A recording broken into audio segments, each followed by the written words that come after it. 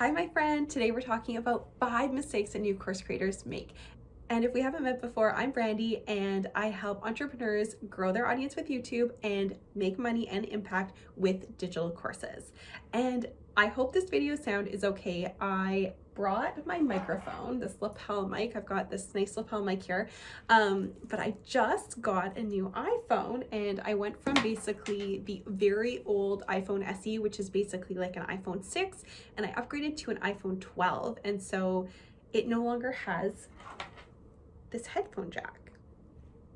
So my husband had told me, he's like, when you upgrade, you're gonna hate it that you don't have a headphone jack, so you should switch to Android. And I was like, nope, I'm an iPhone girl, I'm not gonna switch. So don't tell him he was right. I'm really annoyed that there's no headphone jack. Anyway, let's get into the video because I want to go over these with you. All right, so mistake number 1 is recording your entire course before you've had any students go through it. And I know some course creators teach that you should just like make sure everything is 100% perfect and then record it and then have students go through this. And I know from my experience as a college instructor that courses change at least the first 3 times that you teach them. And so I just think it's so much more efficient, and you're going to come up with such a better course in the end if you're able to teach it live the first 3 times that students are going through it. And so you're going to be able to update your course content, what is going to go into the different modules, how to restructure it based on your student feedback and how you see that they're going through the course and where they're getting stuck. And so what sometimes happens is that people record their entire course and then they'll have students go through it, and then they'll be like, oh man, I need to change some things. I need to change some things around. Or there's like things that they need to take out, and then they have to go through and re-record their entire course. And I speak from experience, I've tried to do this as well. So the best thing to do is to try to, if you can, if you're able to, just teach your course live the first 3 times that students are going through it. It's going to be way easier and you're going to save a ton of time. All right, mistake number 2 is that I see a lot of people pre-record their whole course and then never sell it. So I always say to pre-sell your course, and this goes with teaching it live. You pre-sell it and then you teach it live. Create a really, really good framework first, know what you're going to talk about, but definitely pre-sell it. And the reason is you want to validate your idea, your course idea. You want to make sure people are actually willing to pay for it before you go through all the work of creating it. And so if you really want to pre-record your course, you can still pre-sell it. But my recommendation is always to pre-sell it and then teach it to your students live. And I've seen so many course creators create their course and then just put it up onto like a course marketplace and then be like, why is nobody buying it? It's because you actually have to market your course as well. You have to get students in the door. Okay, so my recommendation is to always pre-sell your course. It gets money in your pocket, it validates your course idea, and it gives you a deadline to work towards to get your course out there. All right, the third mistake I see a lot of course creators make is really undercharging for their first run through of their course. And so a lot of people think of their first run through as like their beta course, which kind of has a negative connotation to it. Like it has a connotation that there's going to be like lots of problems in it. And so what I see them doing is like, they'll say, I want this eventually to be a $2,000 course, but I'm going to take my first set of students in it for like $50 or $100. And the students who would buy a course for $50 or for $100 are not the same students that would buy a course for $1,000. And so the problem is that the feedback you're getting from these students who are paid $50 or $100, it's not really, it may not be relevant to the students who would have paid $1,000. The other problem is that when we sell a course for really, really low price, and I know I'm guilty of this, I have bought courses before for a really low price and I've never even opened them, which is really bad to say.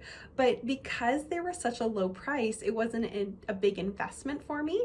And so I didn't really take it seriously for my learning.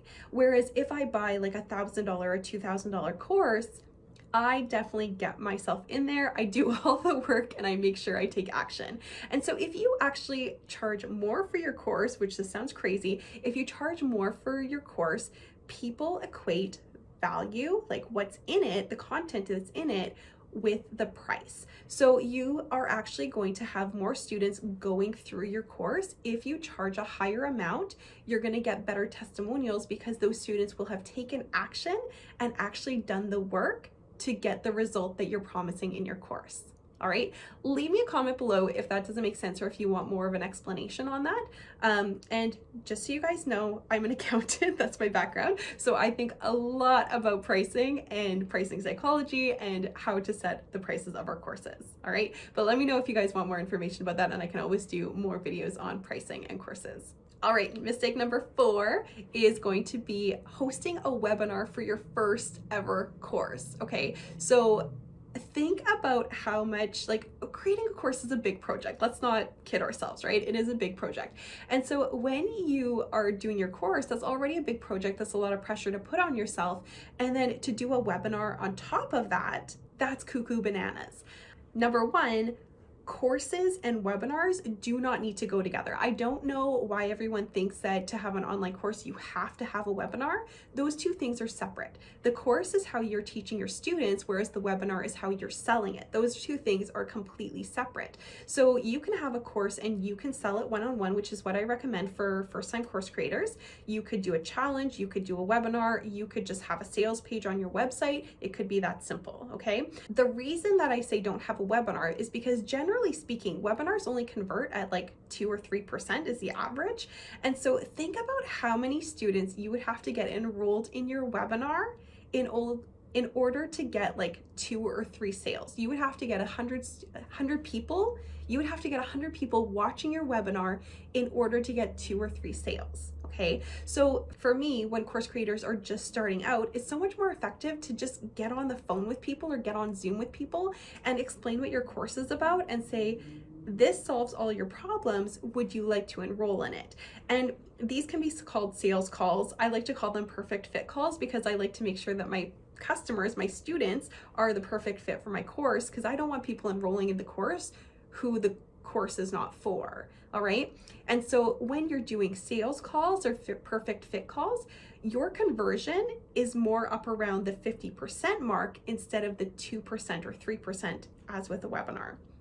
The other great thing about doing sales calls or perfect fit calls is that you get tons of feedback from your potential students as you're talking to them on Zoom. I love doing it on Zoom because you get like the face-to-face contact and you can see like through people's facial expressions exactly what they're thinking about your course, okay?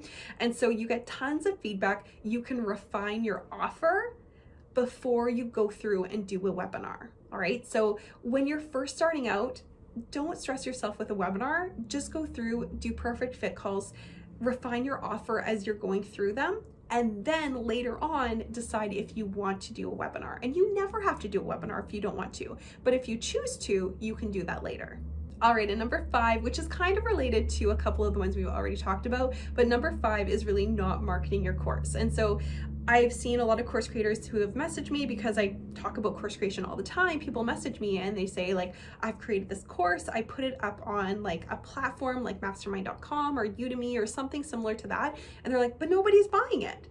Well, of course they're not buying it. You're not talking about it. So just because you create the course, the creation is the fun part. Believe me, if you are thinking about creating a course, you have so much information in your head about that topic that is just like dying to get out. So creating it just kind of feels like a release of information into this course. And just because you've created it doesn't necessarily mean that people are going to buy. And this is why I really encourage you to pre-sell your course so you can validate your course idea before you actually do any of the creation part. All right. So I don't want you to create a course that 1, nobody wants, or 2, that you're not going to market eventually, because it's really easy to think like, oh, I'm just going to create this course and then people are going to buy it. Well, you have to talk about it. All right.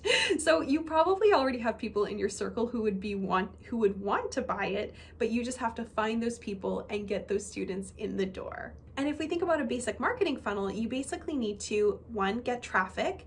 You need to get that traffic and turn it into leads. You need to turn those leads into customers, and then you have to have an awesome course and awesome customer service so that those customers will go out and be your best ambassadors for your brand. all right? So it's not complicated, but we do have to work on getting people into our realm, talking about our products and turning them into customers if you want to make an impact. Because obviously, I think if you're a course creator, you really want to make an impact. And if nobody is watching your course, then you're not making the impact that you want to, okay? So not only do you have to create that course, you also have to sell it. So really quick again, the 5 mistakes new course creators make are: 1, pre-recording their entire course without ever teaching it live. 2, not pre-selling their course. Number 3, undercharging for their course. Number 4, trying to host a webinar before you've had any sales at all. And number 5, not marketing your course. All right, I hope that was really helpful for you. And if you have any questions, please put them in the comments. If you like this video, give it a like and subscribe to my channel, and I will be doing more course creation videos in the near future. Bye guys.